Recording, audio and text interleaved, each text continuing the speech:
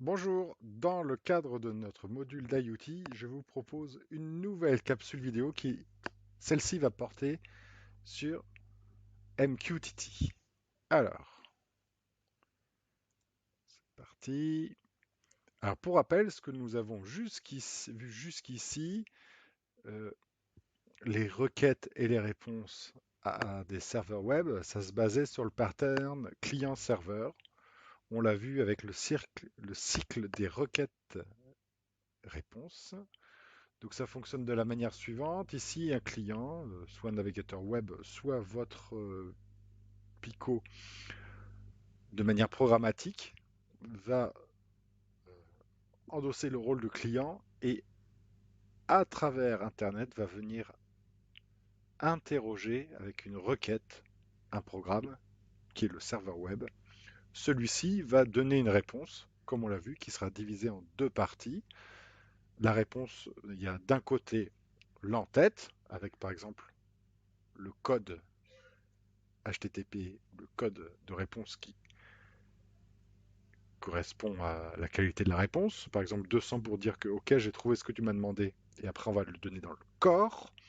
Ou alors, au contraire, par exemple, 404, ça veut dire que la ressource n'a pas été trouvée sur le serveur.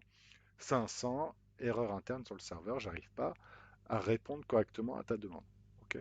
Donc ça, c'est l'architecture historique et traditionnelle que l'on a abordée jusqu'ici. Eh bien, je suis au regret de vous dire que MQTT, ça fonctionne pas du tout comme ça, et on va voir pourquoi et comment cela fonctionne. Alors, MQTT, pourquoi est-ce que ça existe, ce protocole? C'est pour combler de manière efficace le fossé qu'il y a entre les millions, si ce n'est les milliards bientôt d'appareils, et tous les consommateurs de données produites par ces appareils, par ces objets connectés. On veut ici que ça soit euh, une technologie qui soit adaptable, scalable, c'est-à-dire qui s'adapte à la charge. C'est-à-dire que c'est résistant quand on a 1 million d'objets qui papotent en même temps, ça va accepter d'avoir 13 millions par pic de trafic de messages par minute, par exemple, quoi.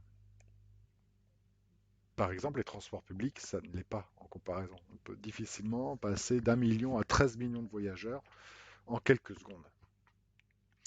On veut que ça soit très efficace puisque ça doit être stocké ou hébergé dans un serveur qui a cette forme-là, on en dit ici la forme 1U, et qui permet par seconde d'émettre des millions de messages, 13 millions de messages par exemple, issus d'1 million de capteurs différents. Alors, la forme pour la mettre mise à l'échelle, voilà, qui tient dans ma main, ça ressemble à ça. Et une fois que c'est mis dans la baie, on la retrouve ici. Vous voyez, c'est alimenté, câblé. Ça ressemble à ça. Et ça permet, on va le voir un petit peu plus tard, d'héberger ce qu'on appelle un broker MQTT. Alors, c'est quoi MQTT? Donc, c'est un protocole de transfert de messages qui ne s'adosse pas à l'architecture traditionnelle client-serveur, mais plutôt en français, donc publi... publieur, je pense, et souscriveur en français, publisher, subscriber. Je suis désolé si j'ai pas bien traduit. Donc c'est un protocole qui est ouvert, simple, peu consommateur et qui supporte bien les pertes de connexion. C'est-à-dire que si je commence à faire quelque chose, à émettre un grand message et que je passe dans un tunnel, c'est pas grave, je vais pouvoir euh, poursuivre mon action plus tard, beaucoup plus tard, quand j'aurai à nouveau de la connexion. Ou au contraire, je peux émettre un message et même s'il n'y a personne pour le recevoir en face, il va être stocké temporairement pour être consommé plus tard. Donc tout ça, cette propriété, je ne rentre pas trop dans le détail ici, c'est vraiment parfait pour l'IoT, ça correspond tout à fait à nos besoins. Alors un petit zoom sur ce fameux pattern Publisher Subscriber dont je vous parlais tout à l'heure. Donc imaginons ici qu'on a un objet connecté qui pousse la température d'un patient. Alors la publication, ça se fait de cette manière-là, et ici on va avoir un petit nœud central qu'on appelle le broker. Donc il y en a plusieurs qui existent. Nous, en TP, on va utiliser un broker de très grande qualité qui est un des acteurs majeurs ici, hein. Vous voyez, c'est un peu comme une voiture, il y a plusieurs marques, plusieurs modèles. Nous, on va utiliser la Mercedes en fait, hein, ou la BMW, si vous voulez, dans ce domaine-là. Donc, un objet connecté publie, il envoie ça au broker, et ceux qui sont intéressés par des informations relatives à ce patient-là vont pouvoir souscrire à ce qu'on appelle un topic. On verra ce que c'est en détail tout à l'heure. C'est un peu comme si on prenait un abonnement à une revue, à un magazine, à Ouest France par exemple. Je m'abonne ici, ces deux personnes ou deux machines s'abonnent à un topic. Et après, ce qui va se passer, c'est qu'il y a de manière événementielle, à chaque fois que le patient qui est là, ou l'objet connecté rattaché à ce patient va publier un message, et bien le fait d'avoir ici euh, abonné les deux clients qui sont là, et bien ça va envoyer des copies de ces messages-là aux clients qui sont sur le côté. Et vous voyez ici, il y a un petit retour qui est fait depuis le smartphone. Bah, c'est pour illustrer le fait que on peut à la fois être abonné et publier dans un même topic. Ok? Donc, en synthèse, le nœud central d'un point de vue logique, c'est le broker. Il y a des objets qui publient sur des topics, d'autres qui s'abonnent à des topics. Et le fait d'être abonné, bah, ça nous permet de recevoir des messages quand il y a une publication sur un topic donné. Alors, un petit zoom sur un topic. Qu'est-ce que c'est qu'un topic? Comment c'est représenté? C'est une grande chaîne de caractères. On l'a vu, c'est utilisé pour publier et s'abonner. Et les différents niveaux seront séparés par des slash. Voilà des exemples de topics. Par exemple, ici, le premier niveau, ici, ce sera brotag slash A3. Et par exemple, on pourra avoir des sous-niveaux à l'intérieur du niveau A3 pour TD1, TD2, 2 et TD3. Quand on l'utilise dans le cadre d'une maison ou d'une installation domotique, par exemple, eh bien, on peut, on peut séparer les différents niveaux de la maison de cette façon-là. Vous voyez ici, le slash, ça fait bien l'office du séparateur pour chacun des niveaux. Il faudra faire attention à quelques petits éléments, c'est que dans les topics, la casse, bah, ça a une signification. C'est-à-dire ici, vous voyez ma maison, j'ai mis RDC en minuscule, alors que là, j'ai mis RDC en lettres capitales, et du coup, bah, ça représente ici deux niveaux différents. Alors que, intuitivement, on pourrait se dire, bah, ok, les quatre topics qui sont là, bah, ce sont des choses, des objets connectés qu'on va retrouver au rez-de-chaussée, respectivement dans le salon et la cuisine, mais en fait, non. Et de la même manière, ici, il faudra faire gaffe aux accents ou aux diacritiques. Par exemple, C, c'est pas pareil que CCDI, où il y aura donc bien une différenciation qui sera faite entre étage et étage.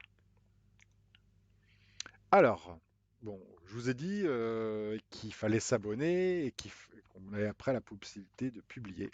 Comment est-ce qu'on va faire ça, nous, avec notre microcontrôleur préféré? On va le faire de cette façon-là. On va utiliser un client MQTT. Dans un premier lieu, bah, ce qu'on va faire, par exemple, c'est s'abonner. À quoi? Au topic Bretagne A3. Donc, topic sur deux niveaux. Le premier niveau Bretagne et le sous-niveau A3. Et de l'autre façon, le corollaire, on va dire, c'est la publication. Ici, si quelqu'un a envie d'émettre, il va devoir donner deux informations. Bah, c'est dans quel topic on publie et en deux, quel est le message que l'on souhaite envoyer. Donc ici, ça va se faire de cette façon-là, toujours avec la même variable client MQTT, qui sera connecté à un broker. On aura possibilité de publier bah, dans quel topic et quel est le message. Et vous avez vu ici, j'ai pris grand soin de ne pas mettre d'accent.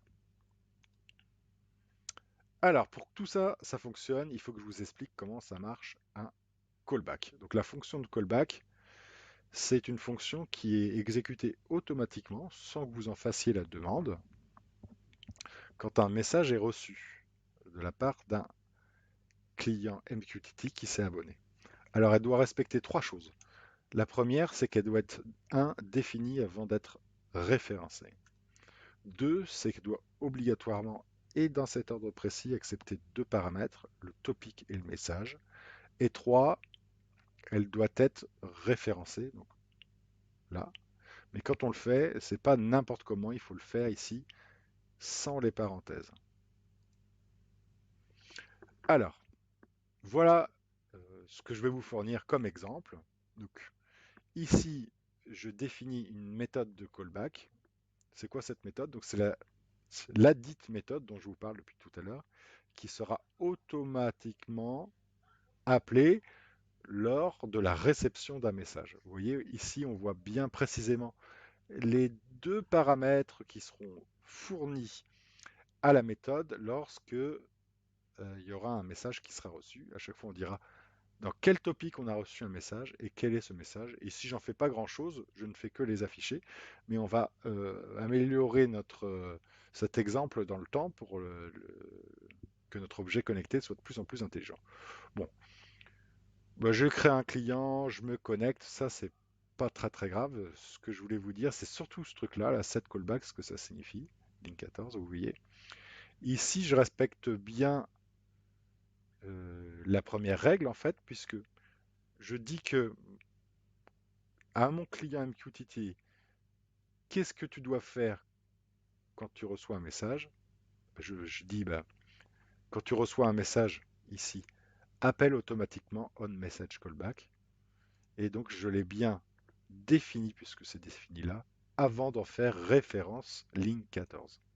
Ok. Point 1, bien respecté. Deuxième point, il faut que cette méthode, elle accepte deux paramètres dans cet ordre précis. Le premier, c'est le topic, et le deuxième, c'est le message. Vous voyez ici, on a bien deux paramètres qui sont fournis. Et enfin, et là c'est important, ligne 14, quand j'y fais référence ici, je n'ai pas mis de parenthèse juste là. C'est un piège commun et fréquent dans lequel peut-être vous allez tomber, peut-être pas si vous faites du copier-coller efficace, que je vous recommande de faire.